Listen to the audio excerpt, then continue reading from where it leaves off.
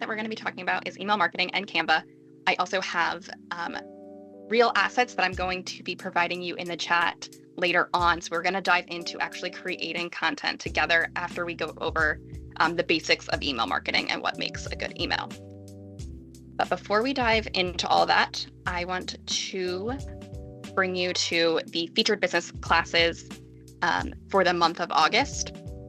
And this is the content that you received in the email, and you will be getting actually the Canva template of this.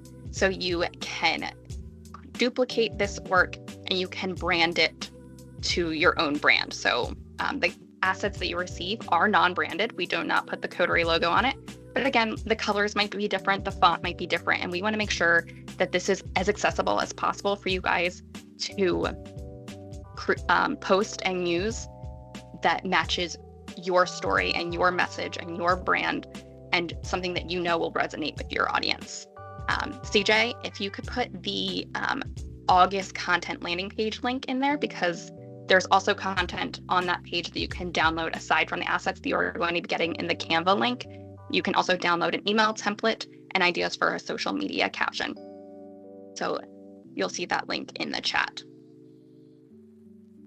Now I want to review the August content. This is the content that you received that is also on that landing page that you could have downloaded. As you can see, they're not Coterie branded at all. The colors are totally different, but I understand as a marketer that you want these to look on brand for your business and not maybe be a purple and orange color, right? I don't know many agencies that sport the purple and orange, but maybe there is, and maybe this is totally on brand for you, which is cool. But if it's not, CJ is now going to put the link to the Canva document that you don't have edit access to this, but we're going to go over how to make a copy of this so you can make it on brand for you. And this is how we're going to hopefully kind of tie Canva and email marketing together, because any asset you create in Canva can also be used in your email marketing strategy. And depending on the platform you use, actually, for your email marketing strategy, like if it's MailChimp or Constant Contact or even HubSpot, you can connect those programs and upload your assets directly into those programs instead of downloading and uploading. It saves you 1 or 2 steps. And we'll go over all of that. So if you have any other tabs open right now, or if you have your email open and you're working, if you want to have some fun, I advise you to shut down your tabs and turn off your email. Believe me, those emails will still be there in 30 minutes. Okay, so let's talk about the basics of email marketing. Also, as a reminder, my microphone is right here, and I know I'm moving a lot because I'm standing. So if at any point you can't hear me, Ashley or Leah or CJ, if you could come off mute and be like, Paige, stop moving, just let me know. Okay. That was a side note. Back to the content. So we're going to start with the basics of email marketing. We're going to discuss the 7 components that make up an email. We're going to talk about tips to produce an effective newsletter, the importance of a call to action, how to improve your metrics like an open rate or your click-through rate, and steps you can take to avoid your emails being marked as spam. So these are the 7 components of an email. We have a subject, sender information, salutation, body, call to action, signature, and footer. We're going to go over these briefly. A subject, this is the first thing that people see when they're in their inbox. We all know this. We all see from the sender name and what the subject is. We want this to be engaging, concise, and depending on who you ask, if you ask an expert marketer who's been doing this for a long time, if you ask Google or if you ask ChatGPT, a lot of them always answer to trying to keep it to 4 to 8 words. Of course, there are exceptions. There is no one size fits all when it comes to email. There are definitely times where you might need a 9th word. Don't not use a 9th word because it doesn't fit the best practice. Use words that make sense as long as it's talking about what's in the email. You don't want to mislead people either. Sender information. This is who the email is coming from. If you want it to be personalized, make it come from the contact owner of that client. So agent name at agency.com. If it's a newsletter, you can also still keep that format. The more personalized, the better. But This also could be, you might want to send it from support@ or info@ or marketing@agencyname.com. And that's okay too. But this is just a component of an email and how you want to present your content, whether you want it to be personalized or not. So if it's a generalized email, maybe you want it to come from marketing@. But if it's an email, even like a newsletter, you might want it to come from the owner, right? You might want it to seem like, hey, like we're contacting you, we put this together. Although they might not have written it, you might want it to come from them. Salutation, this is the greeting at the beginning of the email. You also can personalize this by using merge tags. We're not going to go into too much detail, but the merge tag is the data that you upload into your platform. So if you're not using a CRM and you have a platform outside of where you keep your data, you want to make sure your CSV file or the Excel file that you upload has a first name column and a last name column. You don't want to combine the name column, because then when you do the merge tag, it's going to say, like, for example, if it was to me, it would say, hi, Paige Kramer. And actually, we don't really need to use the last name. So you want to make sure you only have a first name merge tag, so it seems more personal, like you know me and you can just call me Paige. The body, this is the main content of the email. Call to action, we're going to go into this a lot. It's almost on every slide how important this call to action is. You usually want one primary call to action, but that's not to say you can't have secondary call to actions, because you can. Specifically in a newsletter, you're going to have a lot of areas that can be clicked on because you want to share news that happened for a full month at your agency, sometimes even longer. Maybe you do quarterly newsletters, so you have a lot of information to share. The signature, this includes your contact information. And then the footer includes other important information. It can include your social links so people can follow you on social. And it also, most importantly, would always have the unsubscribe button. You want to keep this button here. You want to be compliant. And although some people say, oh, I don't want people to unsubscribe, then my list number goes down. Yeah, I 100% think that you want people to unsubscribe. And I'm going to tell you, and you might be like, wow, that's crazy. Why do I want a smaller list? You want people that want to see your content on your list, right? So people unsubscribing will improve your open rates and improve your click-through rate, because you no longer have Sally, who no longer wants to work with you, reading your emails and getting your emails, right? So she just took herself off that list. We don't need to reach her anymore. And now our list is much better off because of that. That's just my thought process. 5 tips to produce an effective newsletter. Okay, so these are know your audience. We talk about this almost every marketing meeting, because knowing your audience and your target audience is always so important. And specifically in any strategy that you create, and email strategy, your audience is very important, because you could have prospect audience, you could have current clients, you can have a lot of different types of audiences. So you want to know who you're targeting.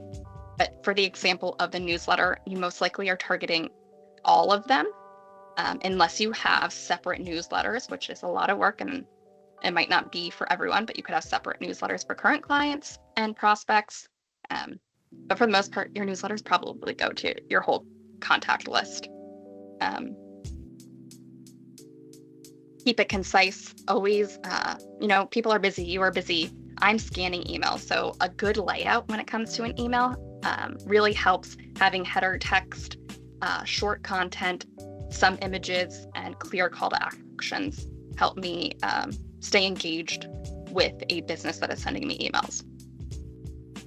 Valuable content, that goes without saying. Keep it concise, but keep it valuable. You don't want to just send a newsletter to send it. If you have content to send, then send the newsletter. Call to action, again, we already talked about this, but it also is so important to have that one primary call to action. Oh, sorry, I forgot to click. And this basically is, what is the reason for sending? And for most of the time, it could be to get a quote or to get back in contact with you to schedule a meeting. Maybe you want to have a meeting with some of your clients. Those could be really great call to actions. Test and optimize. I know this might add some work to your plate, right? when we think about testing, we think, oh, this is going to take so much time, A/B testing. I make one email and I test it against another, and I only send this one email to 100 contacts and this other email to another 100 contacts.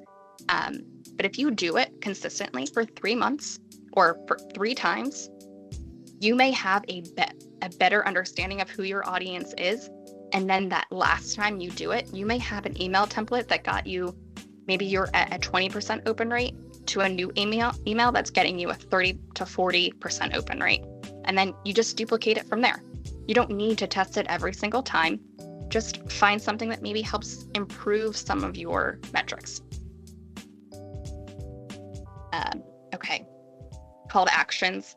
It has its own slide because it is so important. Focus on one primary call to action. Limit other CTAs. Of course, there is a time and place for other CTAs, for other places to be linked in the email. If you think someone needs that link, then it needs to be in there. If it could help someone just understand that one piece of content, definitely put the link in. But one big button call to action. If you have multiple CTAs, like let's say if you have book a meeting and get a quote, those might be a little contradicting. So think about segmenting your audience. So what type of audience would you send get a quote to, and what type of audience would you say book a meeting to? Think about it that way. And then test and optimize these call to actions. You can test location. You can test word, like the language that you use on the button. You can test, I already said location, words. You could test color. That's a little bit of a silly one, but maybe, so you have those 2 tests and you test what works for you and what people are clicking and what increases your click-through rate. So now we're going to talk about improving your open rates and your click-through rates. Compelling subject line, personalization, which is like merge tags, clear and concise content, strong call to action, and mobile responsiveness. So we've talked about subject lines, keeping it short, but also keeping it to talk about what is in the email and not being misleading, because we are going to talk about how that could be a little spammy and possibly get your emails flagged. We've talked about personalization. People love to see their names in emails. They love to know that you maybe know them or understand them. Keeping things very clear. The layout of the email is so important. Your call to action. And then we didn't talk about mobile responsiveness, but this really helps because I don't know about you, but I actually, in the past, maybe even couple of years, I haven't checked my personal email on a computer. I check my personal email on my phone. The only email I ever check on a computer is my Coterie email, my work emails. So think about that. You're sending your newsletter to people, and they are most likely really busy checking their email on their phone. So making sure that it's mobile optimized and responsive is so important.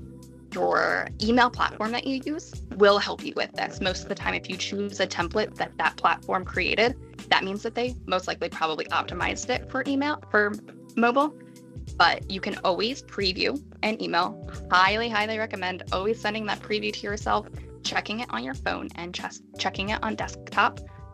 There is that little preview button in most platforms where it will create a preview for you. But just why not test it? Just send it to yourself. It's so easy because those might not be as accurate. And then making adjustments as you see fit. If mobile, maybe the header text is too big on mobile, you can make those adjustments. Okay, so the factors that could cause an email to be marked as spam.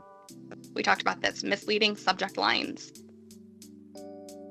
overuse of images or links. So although we are going to be diving into Canva and talking about creating assets for your email, overusing images can cause it to be marked as spam. I'm going to show you an example of Coterie specifically has a spam blocker for security purposes, and we can't see outside images from emails. So I will show you an example of that. So if you are using images though, your alt text is so important. And I have a slide just for alt text. Poor formatting. So it not being mobile responsive, it not having maybe the template that the platforms provide if you're kind of going rogue and being creative, which is totally okay. Highly encourage creativity. Just making sure that the format makes sense is good. Spammy language, we don't want to throw around win this, win that, big text, money signs, save money, and that type of misleading language. We don't want that. It could be spammy, and people, once they start marking it as spam, your email will be flagged. Lack of opt-out option. Do not get rid of your opt-out unsubscribe button. You want that there. It's for legal and compliance purposes. That's why almost every template in every platform has this option and link in the footer. Alt text. So alt text, I'm just gonna pull all these up. If you don't know what alt text, this is the text that goes behind an image. So let's say you open an email and an image doesn't load, but there is a blue link that has words. That's because that company used alt text to describe what is happening in the photo. And sometimes you may see a bunch of random numbers and words, and you're like, what the heck was supposed to be here? Someone didn't update their alt text and used the image name, which is very quite possible. Could be a string of numbers, so it looks a little silly in an email. When you are using alt text, it's important to be descriptive, but also keep it short. And I know that's kind of like the opposite. You don't want too many words because individuals that need this, I also didn't explain this. The reason alt text exists is because it provides accessibility, and you want your content to be accessible by everyone. So users using screen readers or other assistive technologies need this because they won't be able to see the images. But that's why you want to keep it short, because they're doing their technology is doing a lot of reading for them. And if it's too long, it doesn't make sense for them to digest that information. You can include keywords, but avoid keyword stuffing. And keywords are things like the SEO would pick up that and relate to your agency and relate to what you do. Be specific, consider the context, and test it. Make sure your alt text is working correctly. So I'm going to show you an example of alt text. Like I said, Coterie has a spam blocker, and the email that I'm about to show you, I get sent to my personal email. So I was able to show what it should look like.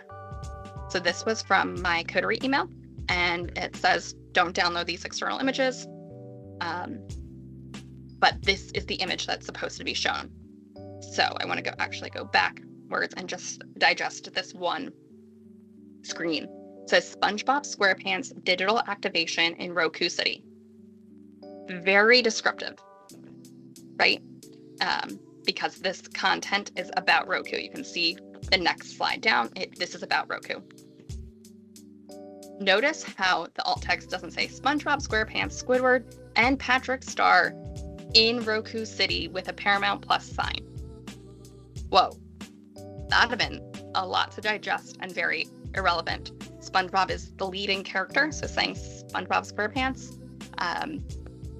What this image is, which is a digital activation for Roku in Roku City. Looking at this image, though, would you know that this is Roku City? No, but it tells you in the text what it is. So alt text purposes, it makes sense to include Roku City, even though the image itself doesn't display it to someone visually seeing it. Okay. This is an email example that I built in Constant Contact, and all the assets within this email came from Canva. CJ, if you can drop the link to, I think it's number 3 that I sent you, the Canva file for, I forget what I labeled it, but I think it's number 3. If you can drop that link in the chat, we are going to dive in to building content together. We're going to use the assets that you see here. And if anyone has questions, please, you can take yourself off mute, you can turn your camera on, you can put them in the chat. I can't see the chat right now, but I will go into it later, or I can stop and answer any questions right now. Did everyone get the link? Let me just double check. Okay, so thank you, CJ. That is the link. If you open that, you can create a free Canva account. It's completely free. There is a paid version though, but you should be able to do this with the free version. The paid version, I want to say it's only $11 a month. And if you're using it for social media, and for email assets, it's definitely worth it. In order to edit this content though, so if you click on that link and you want to edit it, you're going to make a copy of this project and it should open in a new tab. What you're going to do is you're going to go to File on the top left-hand side of your page, and you're going to then go to the drop-down that says Make a Copy, and it should open in a new tab for you. Let me know if you have any issues, then I'm going to switch my screen. I hope everyone's not in the one that I'm in, and that you're in your copied version so you can edit. So right now you all shouldn't have edit access to the one that I'm showing, but the new tab that you have open, you should be able to edit. Okay, so this is the activity. I'll keep my screen up here. We're gonna edit these images. Image 1, which is page 3 of this document, we're gonna change the background color, and I'm going to walk you through how to do that. You might think, oh, that sounds easy, I can do it, and it is. Once you start doing this, Canva has such a great user experience. They built this through so much testing, and it should be, I don't want to use the word easy, but it gets easier to understand. Okay, so right now, if you're highlighted, you would think, oh, this is how I change the background color, right? And then up here is where the color should appear. You might notice that it says ungroup, right? So we're going to actually ungroup, or we're actually going to move this, because the assets that are grouped, that's what I want to show you. The assets that are grouped are actually all of these icons. So if we clicked ungroup, you will see that all these icons are now highlighted together. We want to group them so they all stick together, but we can move it slightly to get to the background. Or if you have a Mac, I'm not sure how to do this if you don't have a Mac, but if you right click, that's probably how you could do it anywhere. If you right click,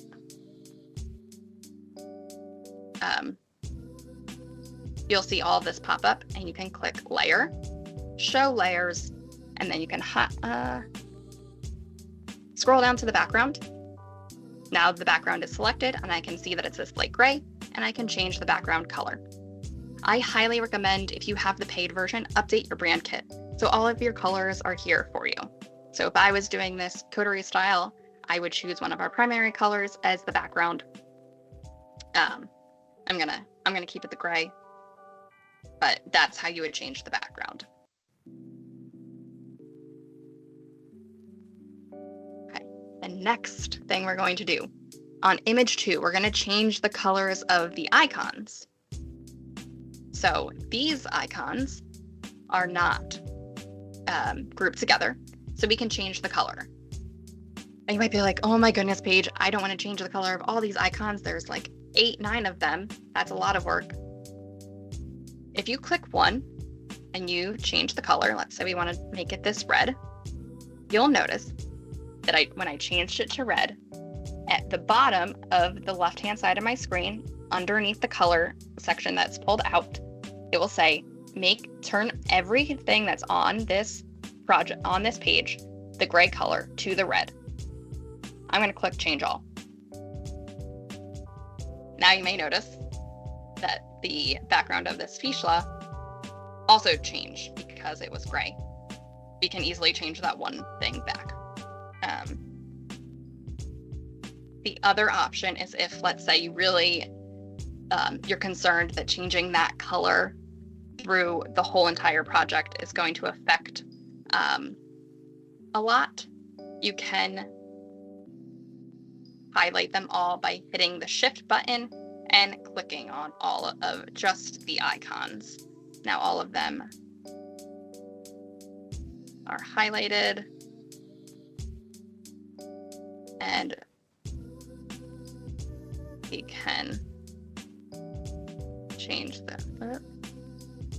They all got unhighlighted. Oh goodness. All right, you can highlight them all.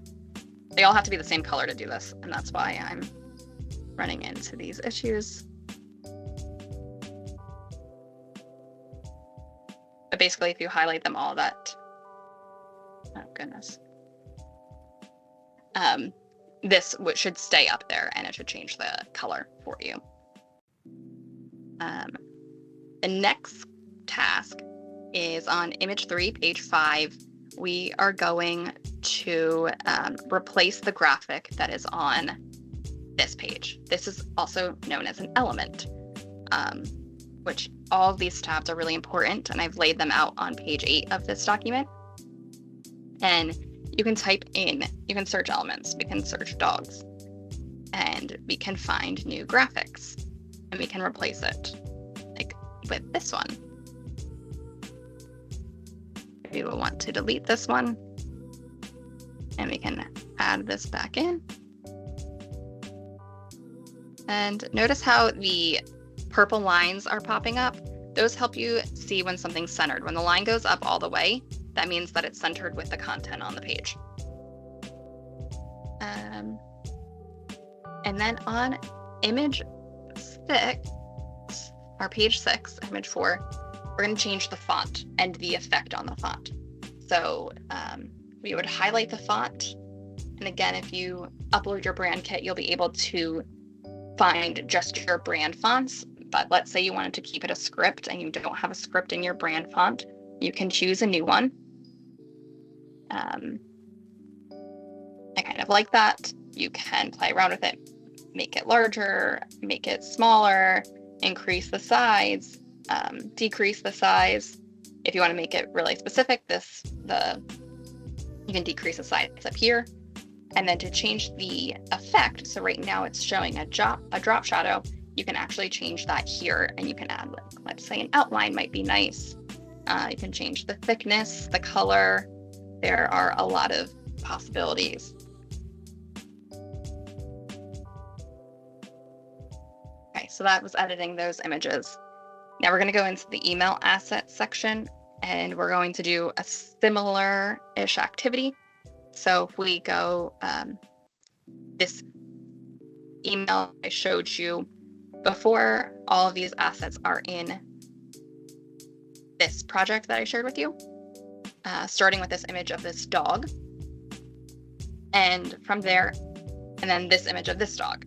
It's the same dog, I just removed the background. So we're going to do that to this image together. If you click on it, you should go to edit image, and then you can just click remove background, and it's going to remove it for you, just like that.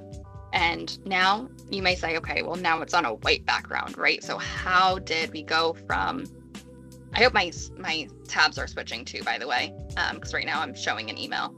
But how did I get this to upload without the white background?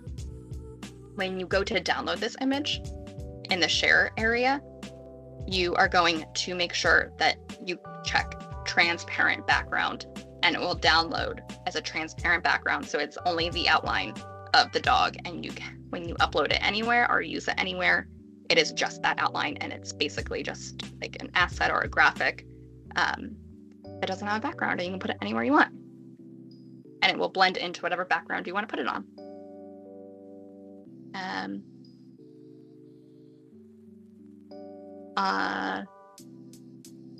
I forgot, the task also said we were going to duplicate this page, and find a new image. When you have the pro version of Canva, and even when you have the free version, there are free photos, you can go to the photo section. These are royalty-free photos that you can use, and you can search images. You could find an image like this, and we can remove the background from this image. It might be, I was gonna say, I chose a bad one because it would be very hard for this feature to cut out the grass that was on this dog. But either way, we have an outline of this dog, very cute with some grass in it. The next task is to upload the background of all of these to match your brand, because it potentially could go in an email. So in order to do that, you're going to go into the effects tab, and we used background for this, and you just change the background color here. And if you did that for all of them. And the last thing I wanted to show you was this element, this blog element. You could change this out. You could delete it or change it out in the element section. You can type in blog, and it pops up with other assets that you can use and replace with. And you can change the image color as well. That's Canva in a nutshell. The last thing, if you guys are still with me, is actually using alt text. Every email platform is a little different, but basically when you are in the image itself, again, it's all going to look different, but there should always be a place when you are hovered over the image or clicked into the image in your email platform. You should always see something that says alt text, and then you can update it there. I updated this black lab with tongue out looking to the side, but we could just say black dog, because when I first made this, I was like 100% this is a black lab, but looking at it right now, this could be a Dane, this could be a mix, I'm not sure. So that might be inaccurate, and I should probably just say black dog. Yeah, that is all. That's all I have for you today.